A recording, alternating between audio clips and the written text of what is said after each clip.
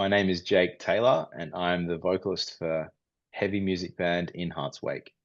Beautiful. Lovely to have you. You guys released Incarnation back in July. What inspired the concept of aligning each song with a major arcana tarot card? Yeah. So when I was a teenager, uh, there were frequently clients and strangers, and then friends turning up at the door, and they were all there to see my mum, who was a tarot reader. No And so way. the friends would be like, "Hang on a second, like, you live here?" I'm like, "Yeah." And she's like, "Oh, I'm here with Michelle's your mum?" Like, "Yeah, yeah." So they start doing tarot readings. So that's where the seeds were planted.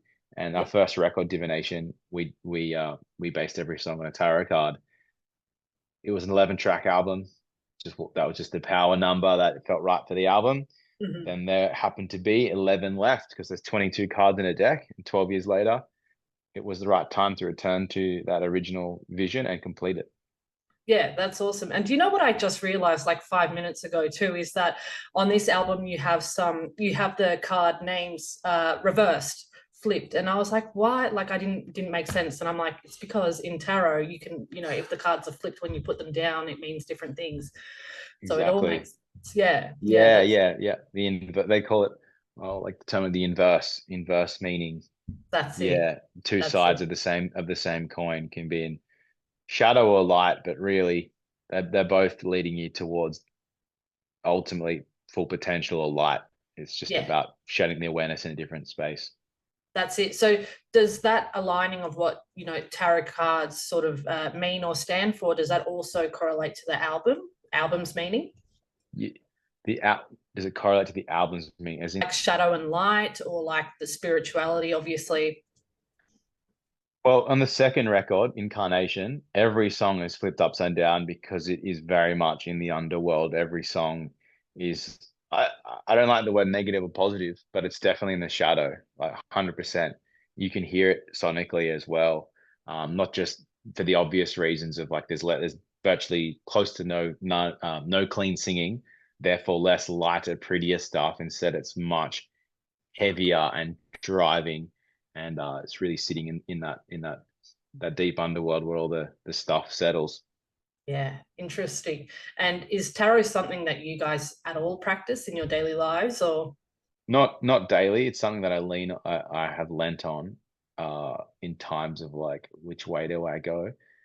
Mhm. If we've had reading on like the exit of a member, like the potential exit of a member, just to see like was this really like in uh in true alignment with like with everywhere with where both parties need to head, because that's like basically like, yeah, like the end of a relationship is such a big thing, or a death, like that you don't just want to go about lightly. So it's often great to seek the tools, not for like a fortune telling experience, but to say like this is what's going on, and then you resonate with that is what's going on. This is what it's showing me. Wow, and it becomes a conversation around it. So they're just the tools and mirrors that are really helpful at the right times.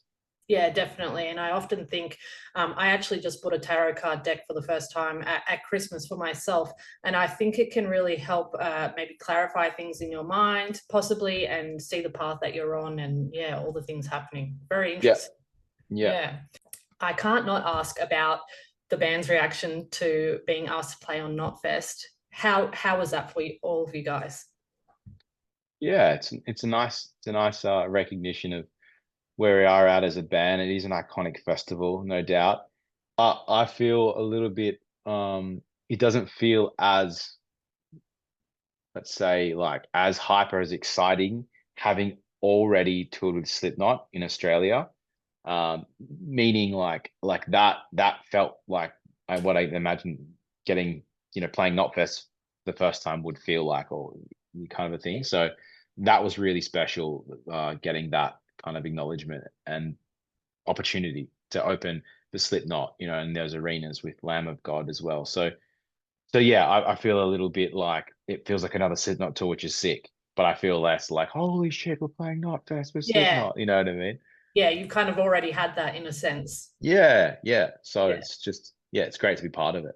Yeah, that's awesome. And what bands on the lineup are you looking forward to? What bands am I looking forward to? Um,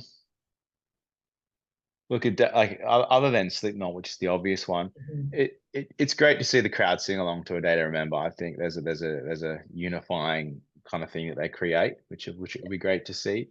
Baby metal will be fun. Sort of to Prevail will just be, Mm. manic in their own way, and I like the different flavors that. But there's no, I wouldn't say there's my favorite band playing Not Fest, Yeah. if that makes sense. It's just like all the different flavors are going to be exciting to watch. Yeah, definitely. I totally agree. And being from Byron Bay, I'm curious what it was like for you guys getting your start there. Were you guys well received, or did you find more success outside of Byron?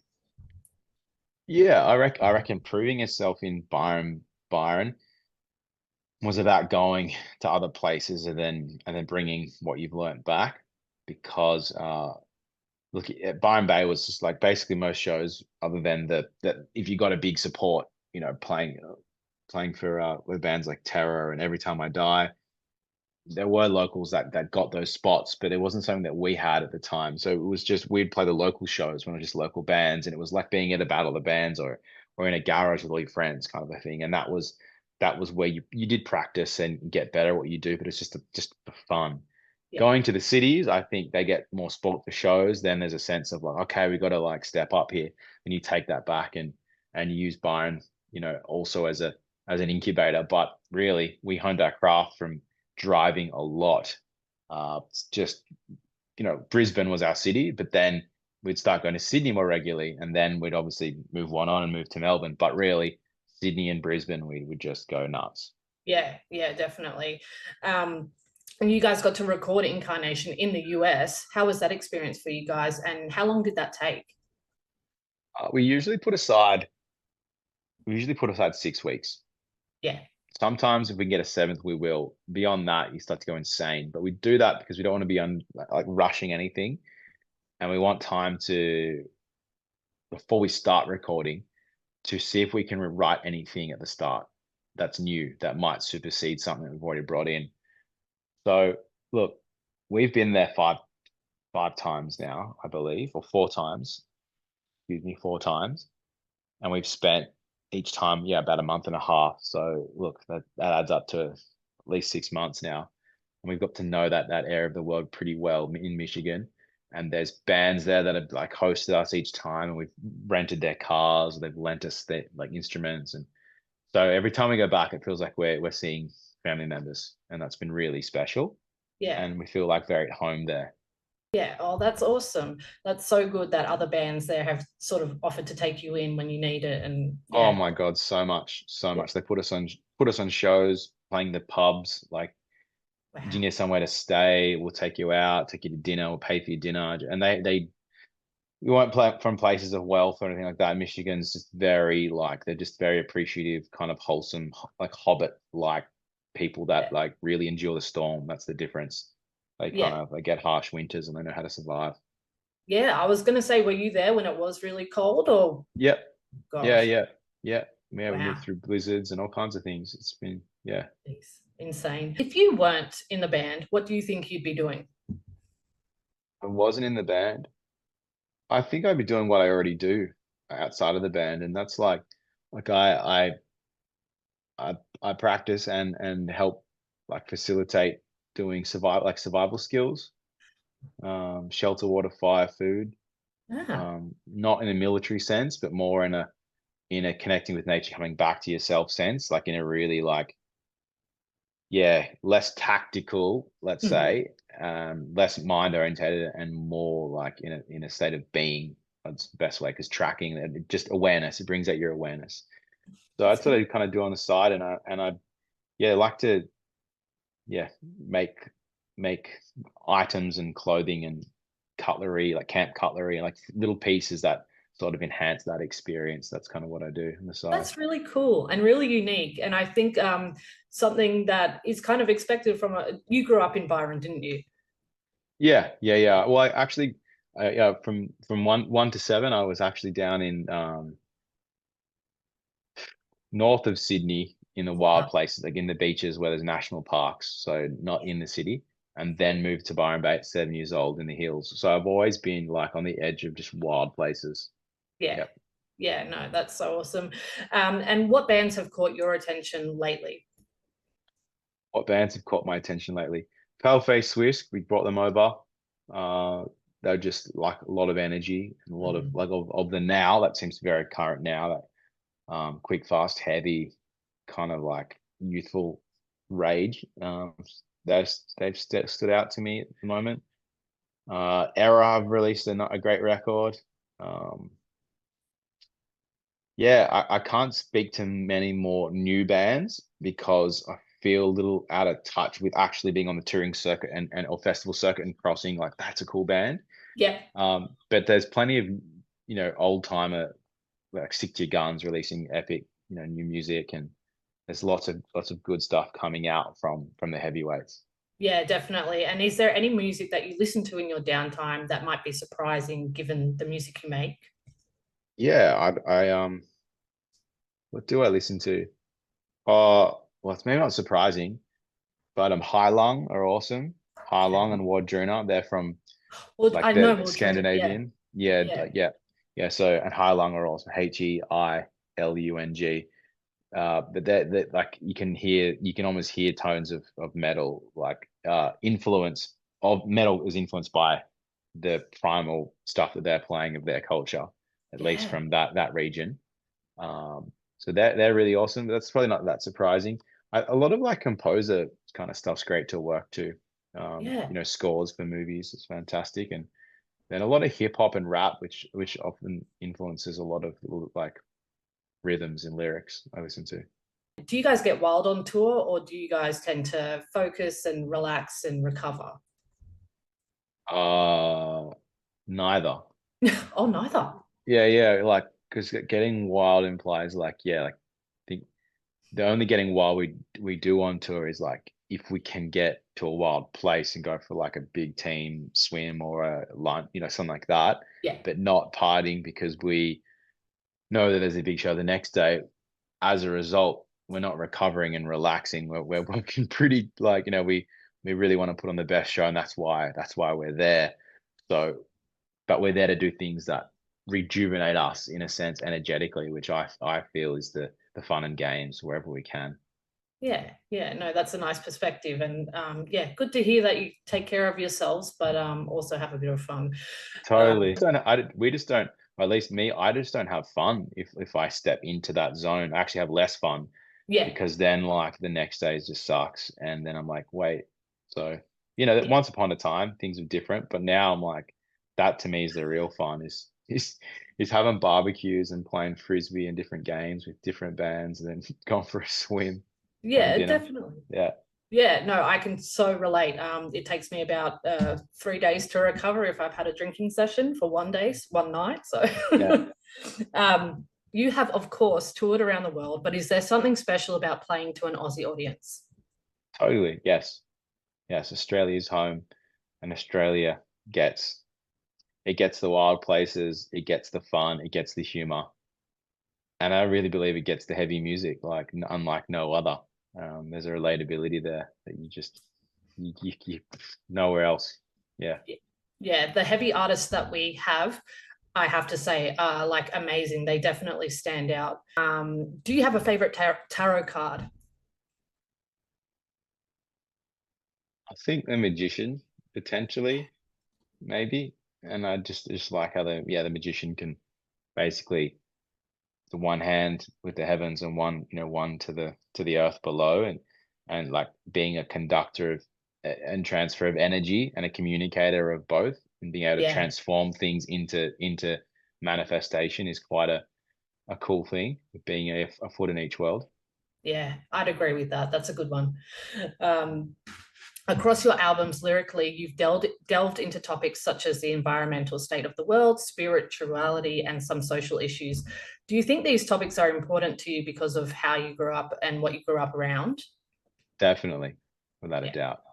Yeah. It's not reaching for a topic. It's just like it's writing what we know yeah, to a degree, and also admitting that we don't know it all because there's so much to not know, especially in the social environmental thing where as a species we're just we're doing our best to adapt. Whether you say we're devolving or evolving, that's probably more in judgment. But there's so much going on so quickly that no one can actually say that they know, other than that they know to not know what's going on, and just simply do our best to communicate that and to learn from each other. Yeah, yeah, definitely. And I think that's great that you as artists are using your platform to get across that message. That's, yeah, really good. Totally. And probably the only thing we do know is that like you go to your favorite holiday destination and you go, I love that, or I like that, and you resonate with that. And I think whatever that is for that person, if you can do whatever it takes to preserve that, look after that, or to enjoy that or share it with others, I think that's like just Yeah. a place of truth, yeah, beyond the environment or the self, that I believe we need more of, because I've seen places change before my eyes in the last 20 years when I was a kid that I'm returning to. And I'm Yep. going, oh, I want to be able to share this with, my children one day. So Yeah. Yeah, yeah, definitely. And I think you could apply that too to if you love a certain holiday place or somewhere that you go, you could also apply that to your where you are, your hometown, I suppose. And yeah, keep that same energy of like we need to protect and keep things for the future. that's it. Yeah. Any advice for up and coming Aussie musicians looking to be successful, like in Heart's Wake? Um, don't do it. No, no. That's a lie. No, like, yeah. Look, you've got to. We need to. I I believe when we were starting out, like there was a love for the music. Don't get me wrong, it was always there, but there's also a love to want to be part of the community of like bands that were hanging out, going for swims, like truly, because it was all we're beach towns, right? So Yeah. it was the hanging out, and there was always an activity. And so, like, find whatever it is that is something that money can't buy. Like, it's got to be about that first, and make sure that you can nurture that, because it can so quickly turn into a numbers game. And like, you're only as good as your last social network post or last song, that you start to quickly lose touch with what it actually is about. So I really would say establish those roots really importantly with people who also love doing that, and go from there. Yeah. So don't focus on the money straight away and think that that's the be all and end all.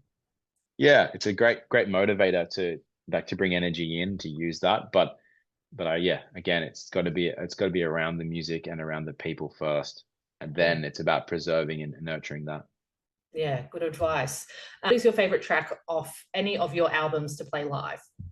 Orphan at Yeah. present. It would change a lot, but right now, Orphan. Yeah, Yeah. it's just, yeah, it's kind of like shaking up the carbonated bottle and then like ripping off the cork in a really unconventional manner that like surprises you, because you don't know what the hell is going to happen next. And that's like it when we play it live. I don't know what the crowd's going to do, how if they're going to be stunned, shocked, get into it. And it's just like pure permission for fury. Yeah. Jake, thanks so much for your time today. Best of luck for Knotfest. We can't wait to see you in Heart's Wake. We'll see you there. Thanks a lot. Thank you so much.